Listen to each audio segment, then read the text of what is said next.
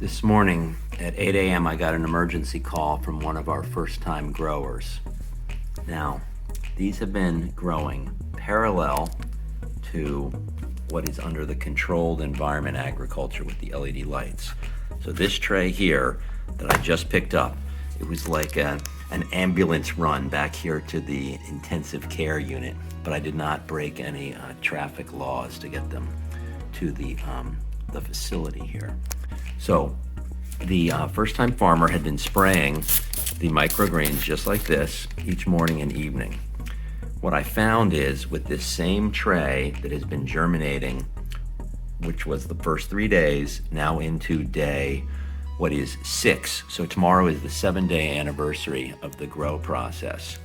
This tray that has been sprayed as well as hydrated with about 10 ounces per morning and evening has a nice moist bed of roots, including, you can see the moisture on that lower tray. This lower tray is really well positioned in that it is full of holes, so it drains. It's hard to overwater the greens. This one, if I peel it up, you'll be able to see is bone dry, literally dry to the touch. So the spraying was taken care well in the early phases of germination and then vegetation, but not enough hydration. So what I'm gonna do is I'm gonna take this is a 10 ounce, just drinking glass of water, and just slowly pour across here some of the moisture. Now it's gonna mat these down, but I don't have too much, in terms of options. I'm not gonna dump them very aggressively. I'm just gonna try and get the tops a little bit wet in this ICU. What I'm also gonna do is set down the glass and the sprayer, because I keep this little stool next to the setup.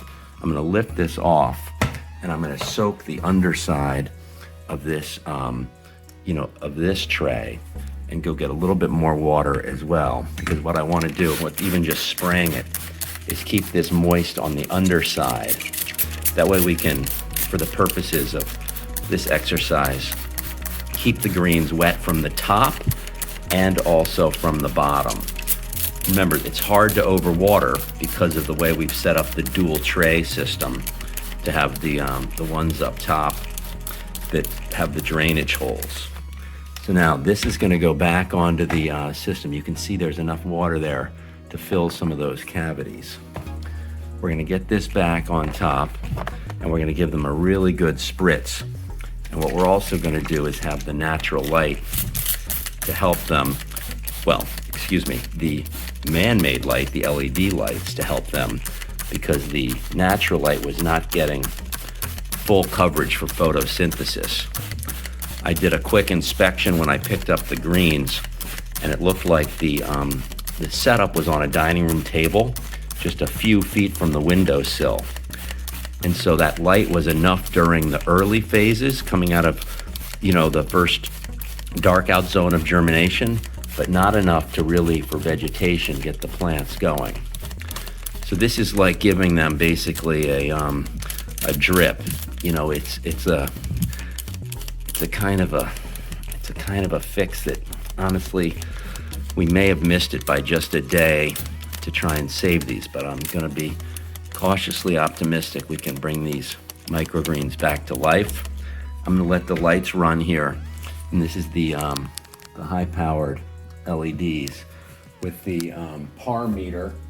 Here's the light meter. The goal is between 100 and 250 PAR. So right there at the surface, these guys are coming in right there at, say, 260, 250. So we're on the upper side of the photosynthetic active radiation, which is going to be that boost they're going to need to bring them hopefully back to a healthy life and an edible microgreen cultivation.